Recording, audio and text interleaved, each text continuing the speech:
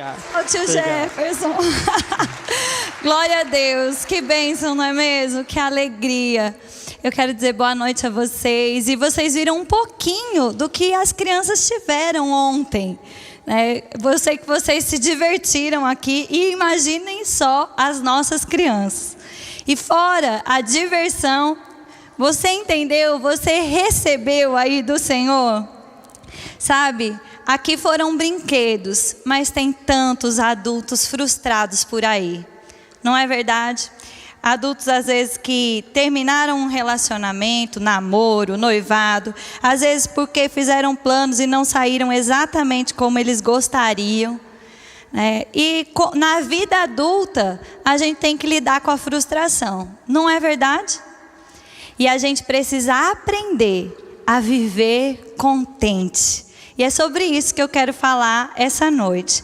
Mas antes de entrar um pouquinho mais aprofundado sobre isso, eu quero lembrar você do que está escrito lá em Provérbios, no capítulo 22, no versículo 6. Você se lembra o que está escrito? Você pode abrir comigo? Diz assim, é um texto muito conhecido. Eu vou aguardar você abrir, mas vai estar no nosso telão também. Ensina a criança no caminho em que deve andar, e ainda quando for velho, não se desviará dele. Ensina a criança no caminho em que deve andar, para que quando ela for velha, ela não se desvie dos caminhos do Senhor. Sabe, eu quero mostrar algumas fotos aqui para você de como foi o nosso dia de ontem. E a gente tem investido nas nossas crianças.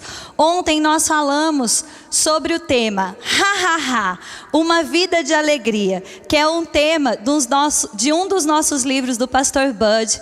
Todas as nossas crianças ganharam um livro desse também e foram desafiadas a ler e a contar para os papais, para as mamães, para os amigos, para os vovôs, para as vovós, como é viver uma vida de alegria. Foi uma tarde de muita diversão, nós brincamos, cantamos, dançamos, tivemos oficina, as crianças se comportaram de uma forma extraordinária e nós nos alegramos muito.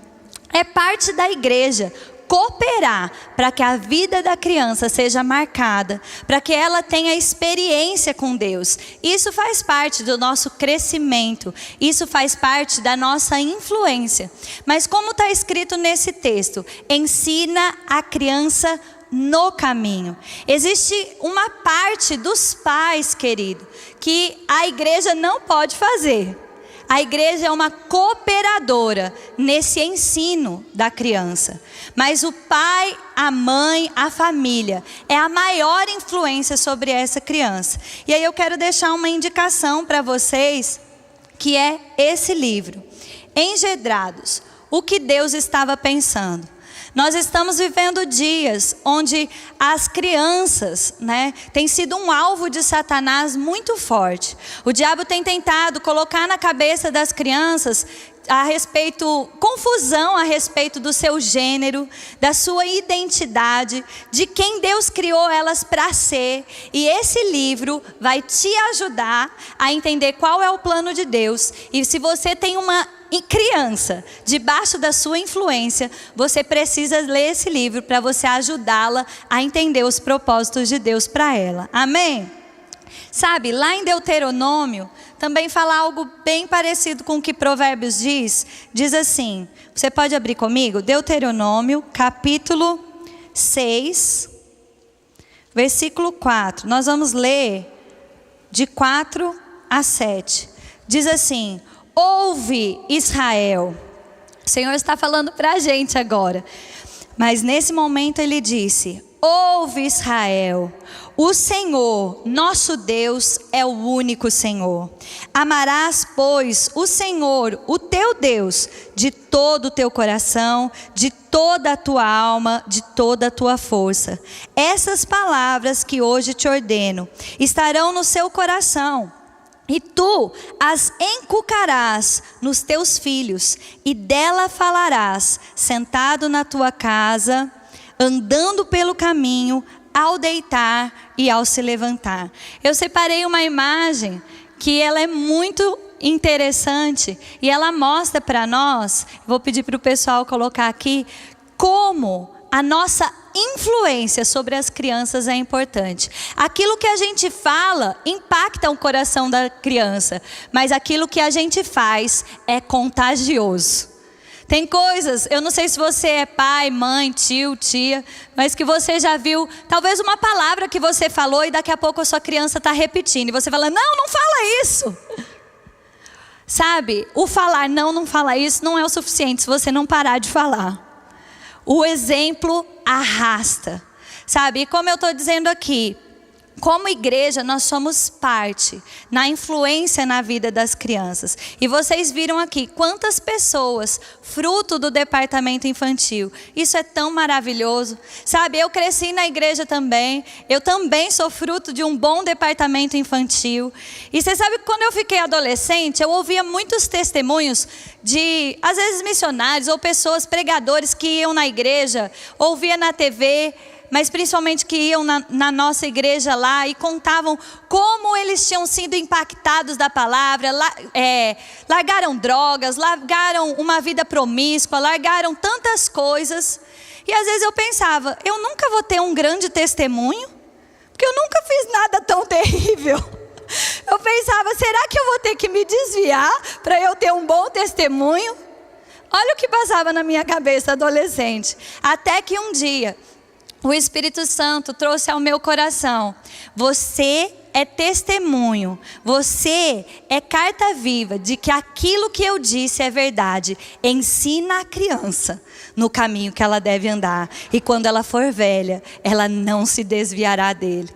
Amém? É isso que nós queremos imprimir no coração das crianças experiência com Deus, para que conforme ela for crescendo, ela entenda que o mundo muitas vezes ele é atrativo.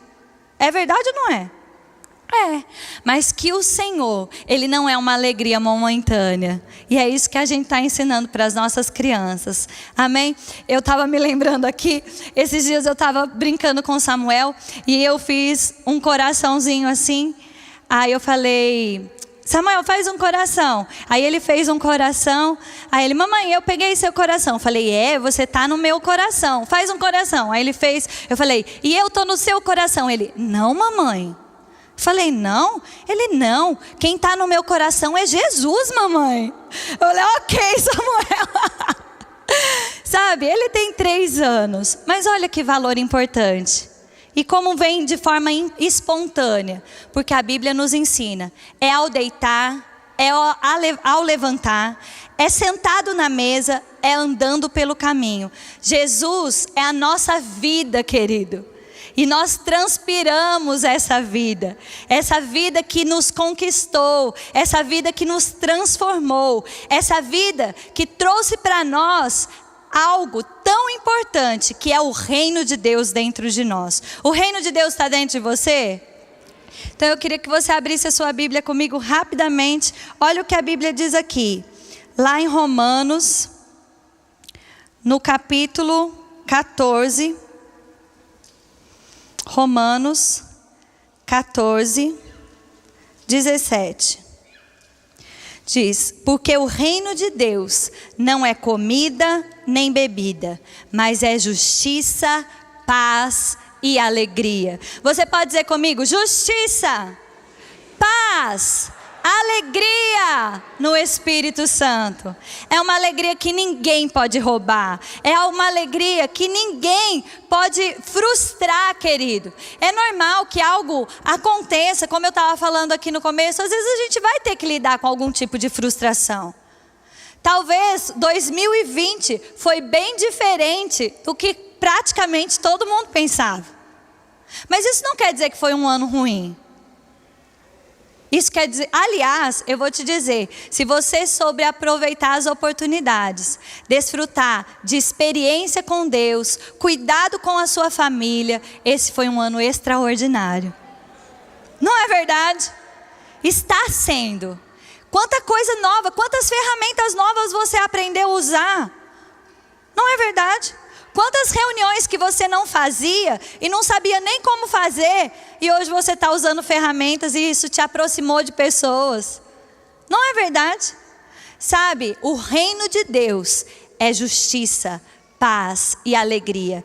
E para que a gente possa desfrutar disso, a gente vai precisar se posicionar independente das circunstâncias. E é isso que Paulo nos ensina lá em Filipenses. Você pode abrir comigo? Filipenses, aleluia, Filipenses 4, versículo 11. Olha o que diz aqui, estão comigo? Diz assim: digo isso, não por causa da pobreza, porque aprendi a viver contente em toda e qualquer situação. Você pode dizer comigo? Aprendi a viver contente em toda e qualquer situação. Olha como Paulo continua dizendo: tanto sei estar humilhado como ser honrado. De tudo e todas as circunstâncias já tenho experiência, tanto na fartura como na fome, assim na abundância como na escassez.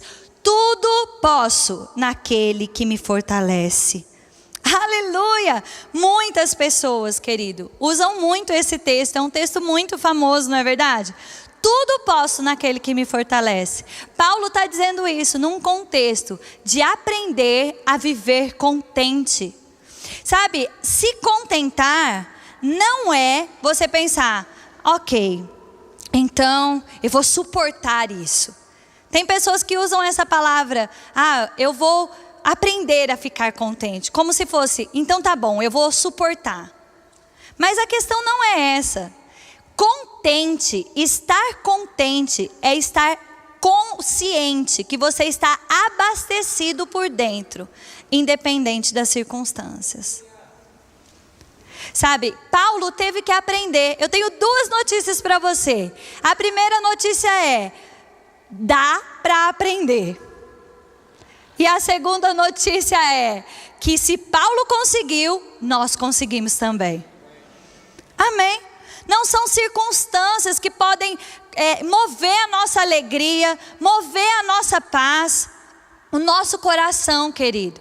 Ele precisa estar firme no Senhor, firme na sua palavra, firme nas suas promessas, consciente do seu reino. Sabe, o diabo, como ladrão da alegria, ele vai tentar roubar a sua alegria? Você sabia disso? Ele vai tentar.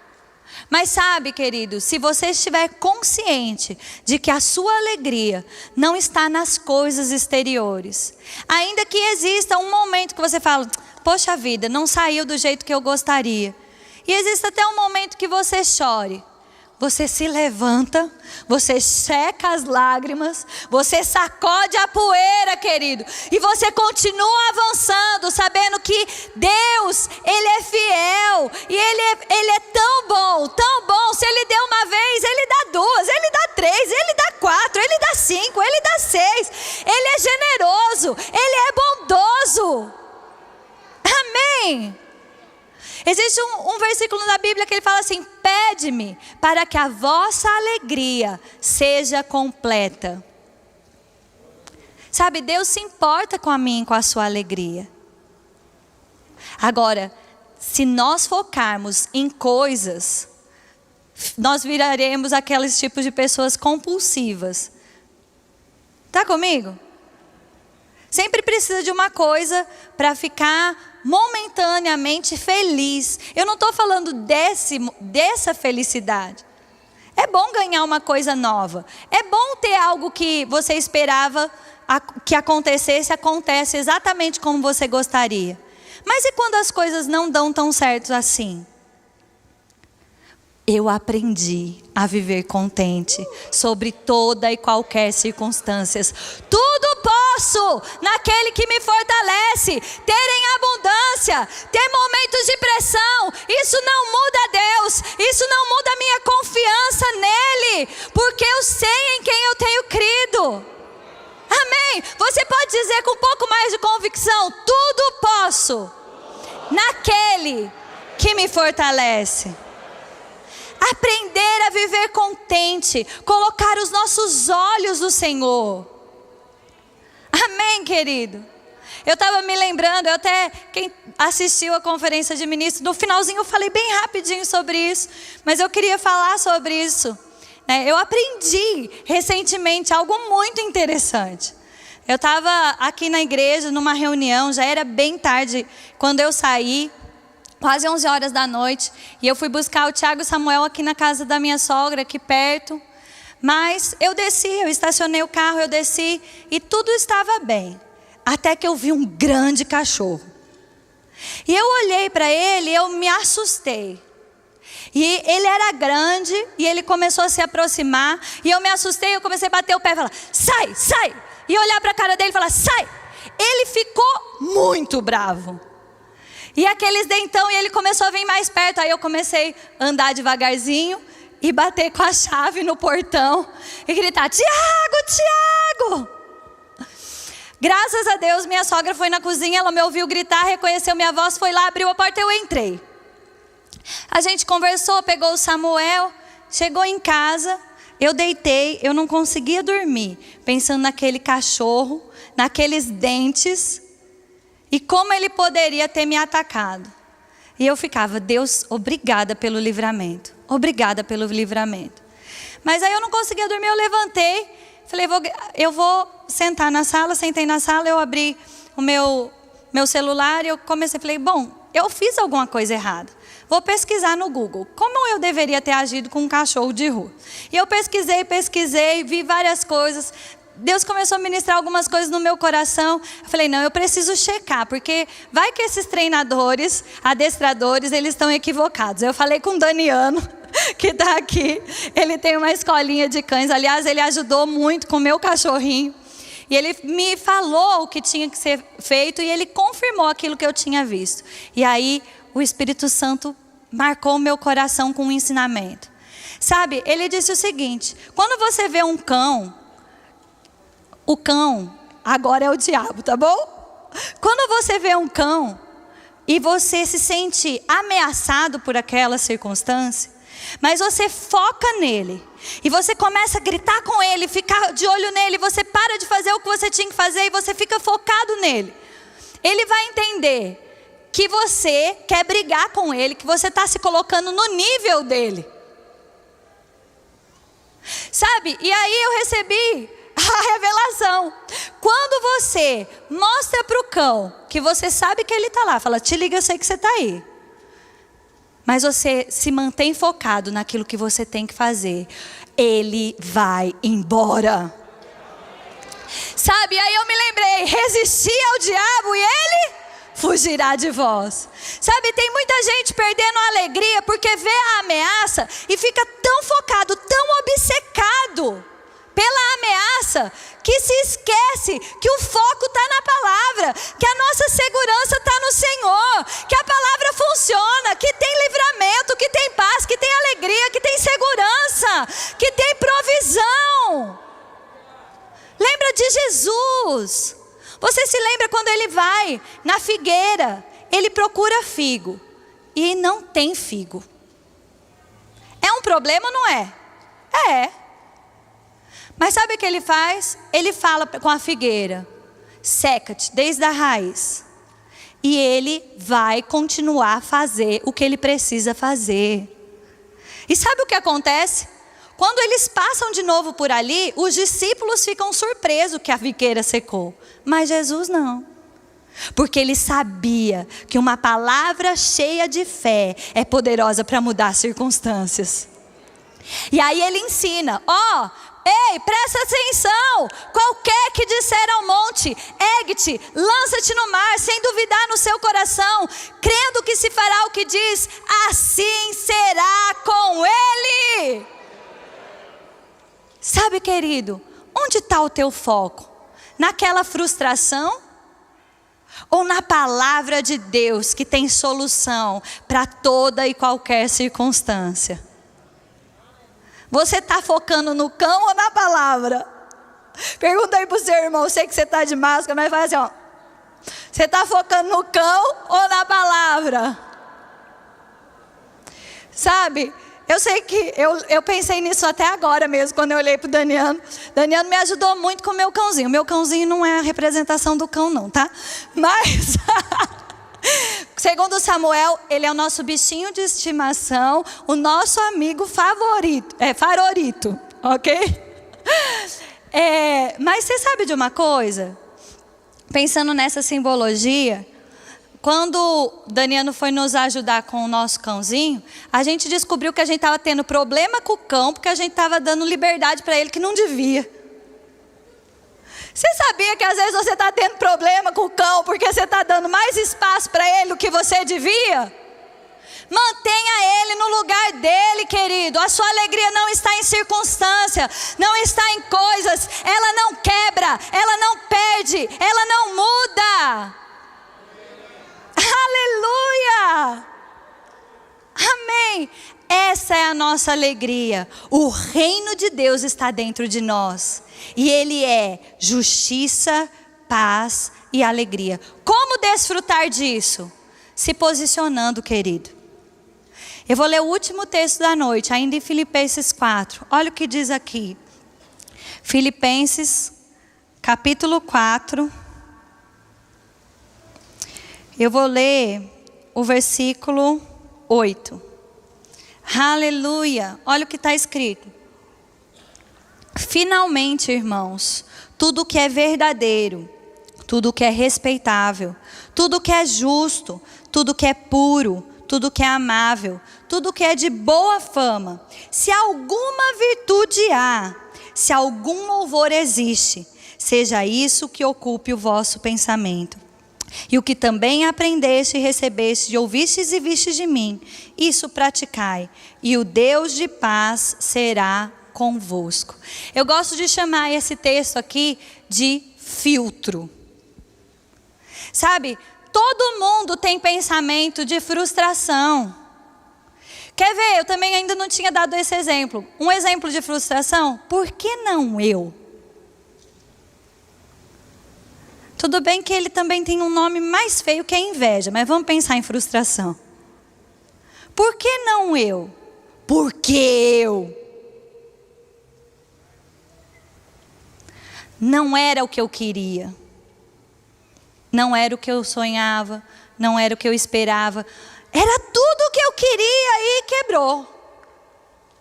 Era tudo o que eu queria e acabou. Todo mundo tem que lidar com esse tipo de pensamento. Eu nem vou pedir para levantar a mão para perguntar se já passou essas coisas na sua cabeça. Não é verdade? Mas quando esse pensamento vem, querido, use o filtro. É puro o que eu estou pensando? É verdadeiro? O que quer dizer é verdadeiro? É o que Deus diz ao meu respeito? A Bíblia fala sobre isso ao meu respeito? Eu posso dizer que essa é a vontade de Deus para mim? É verdadeiro? Tem louvor, tem poder. Sabe, muitas vezes as pessoas têm tido muitos problemas. E são problemas reais. Pensamentos desse tipo, eles atonam uma turbulência de emoções. E muitas pessoas estão vivendo crises de depressão, ansiedade, pânico, porque não têm dominado o seu pensamento. Tem um livro também do irmão Reagan, que é O que fazer quando a fé parece fraca e a vitória perdida. E o irmão Reagan, ele diz assim, que muitas vezes as pessoas, elas começam pensando coisas, e elas, naquele momento inicial, elas só estão tendo que lidar com pensamentos. Pode ser pensamento que veio de fora, pode ser pensamento que veio de dentro, pode ser pensamento de algo que você ouviu alguém dizer uma vez. Mas sabe, se a pessoa se deixar mergulhar naquilo, aquilo vai virando um embaralho, um embaraço tão grande, que daqui a pouco chegam demônios para se aproveitar daquilo. E aí a pessoa não tem que mais lidar com um pensamento equivocado. Ela também vai precisar lidar com a influência do diabo, que está oprimindo ela. Então, a dica de hoje é: julgue rápido os pensamentos. Existe paz e alegria e justiça dentro de você. Se o seu pensamento não corresponde com isso, joga ele no lixo. E como faz isso? Contestando ele. É puro, é aceitável, é verdade, é o que Deus fala sobre mim. Se a resposta é não, querido, abra a sua boca e comece a declarar aquilo que Deus disse. Fé funciona. Amém? Fé é você falar com ousadia, com certeza, com confiança, aquilo que Deus disse ao seu respeito. Aquilo que Deus disse a respeito da sua família. Aquilo que Deus disse a respeito dos seus filhos. Aquilo que Deus disse a respeito da sua casa, do seu trabalho, da sua igreja. Aleluia! Glória a Deus. Essa é a pausa para você pensar. Eu sei que tem muitas pessoas aqui lidando com pensamentos. Lidando com essa pressão dos pensamentos. E está pensando aí: Juliana, eu tenho o reino de Deus, justiça, paz, alegria. Mas eu estou tão pressionado já. Ei, existe uma unção nesse lugar. Para quebrar o jugo, para colocar as coisas em ordem, para que você possa viver com ousadia essa palavra que sempre funciona, sabe? E dizer, você pode dizer, eu não sei se você já se sentiu bobo fazendo isso, eu já. Mas sabe de uma coisa? É melhor parecer um bobo e desfrutar do poder de Deus. Porque o evangelho é loucura para aqueles que perecem. Mas para mim e para você é poder de Deus, querido. E quando a gente começa a dizer, sabe, o nosso cérebro não entende que é uma risada forçada. Daqui a pouco, ele, o Espírito, os hormônios, as conexões, tudo entram em linha. E você está ali, fortalecido no Senhor e na força do seu poder. Porque a alegria do Senhor é a nossa força. Vou fazer o que eu fiz com as crianças ontem. A alegria do Senhor é a nossa força. De novo, a alegria do Senhor é a nossa força. Aleluia. Então existe força para você essa noite. Existe refrigério para você essa noite. Amém? Lide com os pensamentos. Guarde a sua alegria. Se mostra confiante para o cão. Continua fazendo o que você tem que fazer. E ele vai fugir de você. Não é você que foge do cão. Amém? Eu queria pedir para o louvor subir e me ajudar. Nós vamos orar. Aleluia. Aleluia. Existe mesmo, eu sei, pessoas pressionadas aqui. Mas sabe de uma coisa, querido? Eu não posso impor as mãos sobre pensamentos equivocados. Mas eu posso declarar a palavra e a unção de Deus vir sobre você essa noite. Quebrar o jugo. O que é jugo? O peso. Trazer alívio, refrigério, forças renovadas para que você desfrute daquilo que Deus tem para você. E aí amanhã, ou até hoje mesmo, se um pensamento equivocado quiser voltar para a tua mente, você já sabe o que fazer com ele. Você vai olhar para ele e dizer, comigo não, diabo. Não é puro isso, eu não vou pensar nisso. Essa não é a verdade de Deus para mim, eu não vou pensar nisso. Tudo posso naquele que me fortalece. O Senhor está fazendo com que todas as coisas cooperem para o nosso bem. Aleluia! Amém!